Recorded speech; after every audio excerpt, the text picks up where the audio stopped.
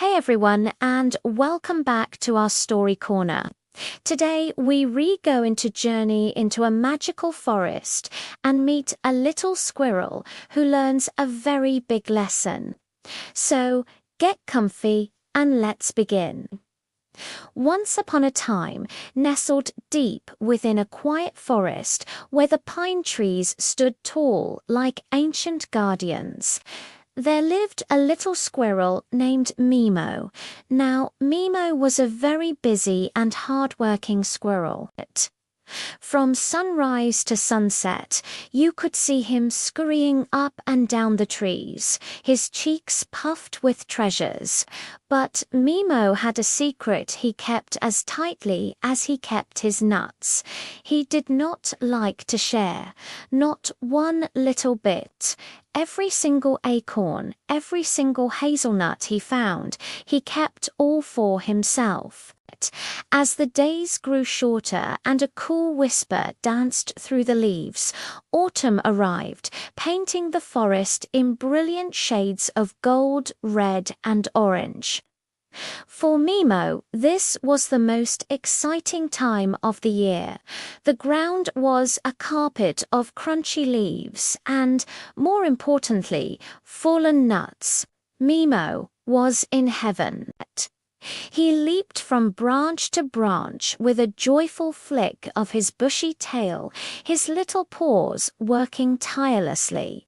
He gathered and gathered, stashing his growing collection in the cozy hollow of an old oak tree he called home. "These are all mine," he would chatter to himself, his eyes gleaming with pride. "There'll be more than enough for me to feast on all winter long." He imagined himself snug in his nest, nibbling on his hoard while the snow fell outside. One bright, crisp afternoon, as Mimo was carefully arranging his latest finds, a friendly face appeared at the entrance of his nest. It was his friend, a small, gentle turtle named Lori. Lori moved slowly, but her heart was always quick to show kindness. "Hello, Mimo," she said, her voice soft and warm. "I hope I'm not disturbing you." Mimo paused, a nut held tightly in his paws. "I was wondering," Lori continued, a little shyly, "could you possibly share a few nuts with me? I've been searching all day, but I couldn't find a single one." Mimo clutched his nut even tighter. He looked at his huge pile of food and then back at Lori. A firm shake of his head was his answer.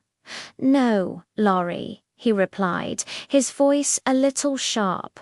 "I can't. I'm saving all of these for winter. I need them for myself." Lori's kind eyes looked a little sad, but she simply nodded. "I understand, Mimo," she said quietly before slowly turning to continue her search.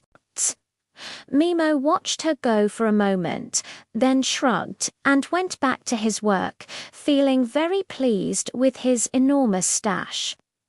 The days passed, and the vibrant colors of autumn faded into the muted grays of late fall.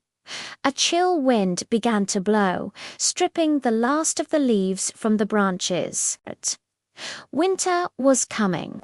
Mimo felt safe and secure in his warm nest, surrounded by his mountain of nuts. He didn't need anyone. But one night, the wind changed. It wasn't just a chill breeze anymore. It was a howling gale. The storm raged through the forest with a terrifying fury. The mighty pine trees groaned and swayed as if they were about to snap. The sky turned a dark, angry gray, and the wind shrieked through the branches. Mimo huddled deep inside his nest, his little body trembling with fear. Suddenly, there was a loud crack. The branch holding his nest gave a violent shudder. With a terrible lurch, a large part of his home was ripped away by the wind. His precious nuts, his winter supply, went tumbling and scattering into the dark, stormy night. When morning finally came, the storm had passed, leaving a scene of chaos behind it.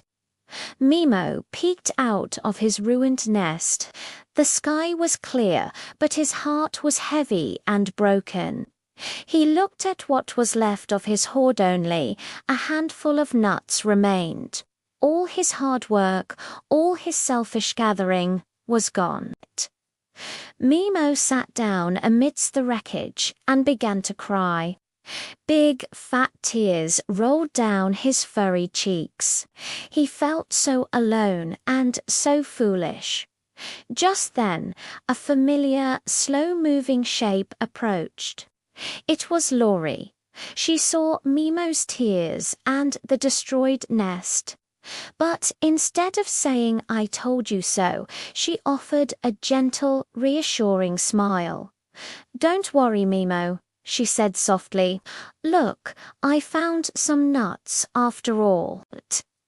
She gestured to a small but carefully gathered pile she had tucked away under a sturdy root. "It's not as much as you had, but we can share them." Mimo stared at her, completely surprised. He felt a wave of shame wash over him. But I didn't share with you when you asked," he whispered, his voice choked with tears. "Why would you share with me now?" Laurie's expression was full of compassion. "Because that's what friends do," she answered calmly. "Sharing is important all the time, but it's even more important when times are difficult. We need to help each other." In that moment, Mimo understood. He realized that his mountain of nuts had made him feel rich, but it had also made him lonely. True wealth wasn't in how much you had, but in how much you were willing to give. From that day forward, Mimo was a changed squirrel. He no longer kept things only for himself. He helped Laurie gather more food, and together they shared what they had with other animals in the forest who were struggling after the storm. When the snow finally blanketed the forest, no one went hungry. The animals helped one another, sharing their food and their warmth. And Mimo discovered that winter, spent with friends, was much cozier and happier than any winter he could have spent alone, with a pile of nuts. He learned the most important lesson of all, that sharing doesn't just make hard times easier.